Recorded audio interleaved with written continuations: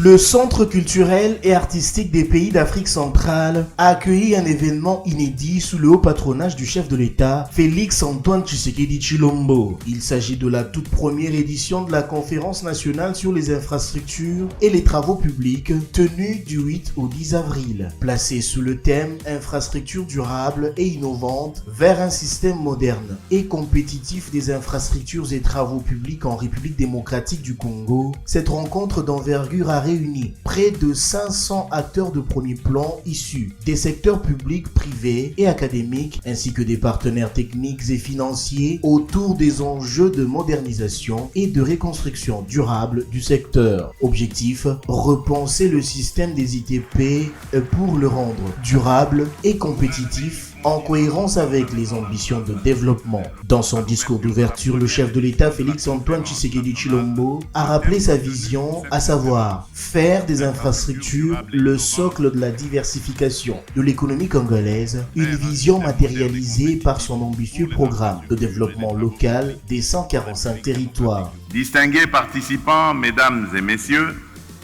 ma vision demeure claire.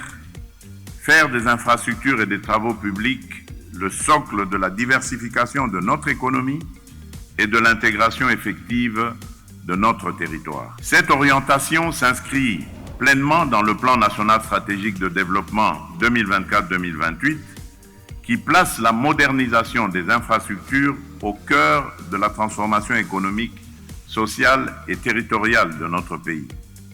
Elle rejoint également les dynamiques africaines actuelles qui font des corridors, de l'intégration logistique, des chaînes de valeur et de la résilience climatique des priorités de premier ordre. Cette ambition repose sur plusieurs axes.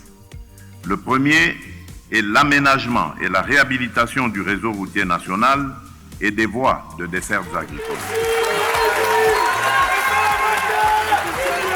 À travers cette initiative, le ministre des Infrastructures et Travaux Publics, John Banzalunda, entend impulser une nouvelle dynamique axée sur la valorisation des ouvrages publics. Le ministère des Infrastructures et Travaux Publics sera particulièrement attentif à la mise en œuvre rapide des conclusions de cette conférence. Un dispositif interne de suivi sera mis en place, avec des points d'étape réguliers pour s'assurer que la feuille de route 2026-2030, la déclaration de Kinshasa, les mécanismes d'indicateurs de performance et la commission des normes produisent des effets tangibles sur le terrain, dans les villes comme dans les zones rurales. Nous aurons à cet égard besoin du concours de chaque institution, de chaque partenaire et de chaque acteur que vous représentez ici. Pour les invités, il s'agit des travaux qui tombent à point nommé car l'heure est venue d'amorcer un nouveau décollage. Aujourd'hui, c'est vraiment pour affirmer qu'il n'y a pas de développement sans infrastructure. Et donc, les infrastructures, la construction des infrastructures est une priorité des priorités pour le président Tshisekedi. Et aujourd'hui, on vient l'affirmer à travers cette conférence que la priorité du président de la République, c'est de reconstruire ce pays, c'est de construire des infrastructures. Et ce n'est pas pour rien qu'on l'appelle Fachi Béton. Quand on prend le PEDEL, quand on prend la construction de toutes les infrastructures que nous voyons aujourd'hui, on voit la volonté de son Excellence, Monsieur le Président de la République, Félix-Antoine Tshisekedi Tshilombo, de faire les choses autrement. Donc avec cette conférence, il y a l'innovation. Désormais, les choses seront faites d'une manière assez spéciale. Après l'ouverture, place aux travaux intenses répartis en 7 panels, ingénieurs, experts, délégués des provinces, directeurs généraux des régies sous tutelle ont fructueusement débattu autour du thème central dans le but de proposer des pistes favorables à l'avancement du secteur.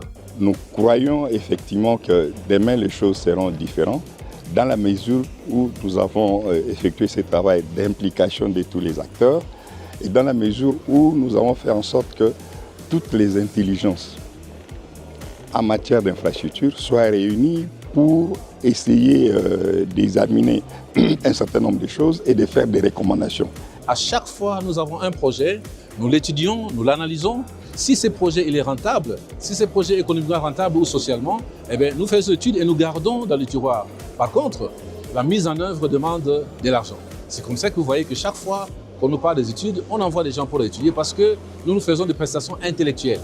Dans le domaine de la construction, le contrôle est une activité essentielle.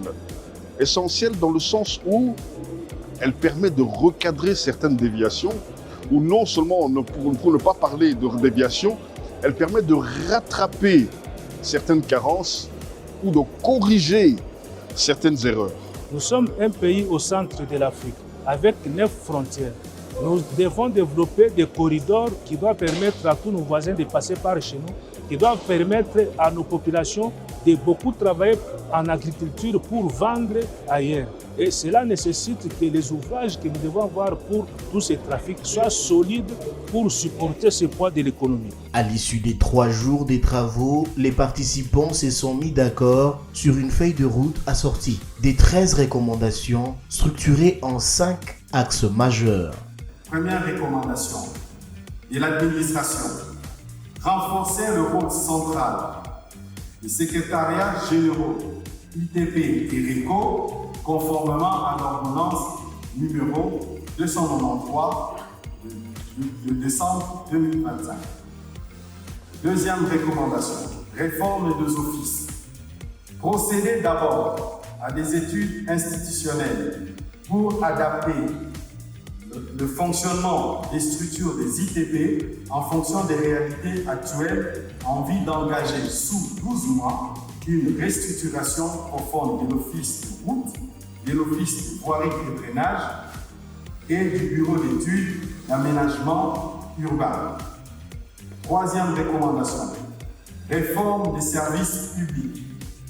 Engager sous 12 mois un audit de toutes les structures des ITP afin de les assainir, ainsi que la réforme des textes les régissant afin de redynamiser le Bureau d'études d'aménagement urbain et de promouvoir la collaboration entre la CGT et les offices. Quatrième recommandation, autorité de régulation. Créer une autorité de régulation des infrastructures et des travaux publics chargée de veiller à l'éthique, à la qualité des matériaux et au respect des normes de construction sur toute l'étendue du territoire de la RDC. Cinquième recommandation, digitalisation du suivi.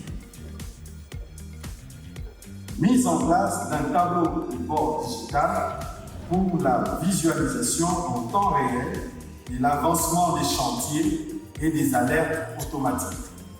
Le ministre des ITP, John Banzalunda, s'est félicité de l'aboutissement heureux des travaux, promettant de veiller à l'application de chacune des résolutions. Nous devons donc suivre avec les mécanismes de suivi élaborés et adoptés ici chacune des recommandations. C'est un engagement collectif que nous allons évaluer une année après. Et je suis sûr, avec votre détermination, nous allons atteindre nos objectifs. Chers participants, nous comme État, nous ferons notre part. Les réformes, nous allons les engager et de manière courageuse et totale et surtout profonde pour changer le destin qui est devant nous. Pour sa part, le vice-premier ministre en charge de l'économie nationale, Daniel Mukoko Samba, qui a représenté le chef de l'État à la clôture, salue la tenue d'un événement historique. Mesdames et messieurs, dans cette satisfaction, je voudrais remercier tous les panélistes, les participants et les équipes d'organisation pour le travail abattu. Ensemble, puissiez-vous trouver la pleine satisfaction dans l'accomplissement des tâches qui ont été vôtres en ces instants. À la prochaine édition de la Conférence nationale sur les infrastructures et les travaux publics, il sera dressée une évaluation rigoureuse du parcours au regard de l'importance du secteur des infrastructures pour notre pays. C'est la raison pour laquelle le gouvernement a toujours un regard particulier sur la construction des infrastructures, lesquelles constituent une sérieuse part du plan d'action du gouvernement. Sur ce, au nom de son Excellence, Monsieur le Président de la République, chef de l'État, Je déclare close la première édition de la conférence nationale sur les infrastructures et travaux publics. S'alignant sur le 5e pilier du programme quinquennal du chef de l'État dédié à l'amélioration de l'accès aux services sociaux de base, cet événement a permis aux différents experts d'échanger autour de la création d'un cadre de dialogue stratégique afin d'orienter les politiques publiques du secteur.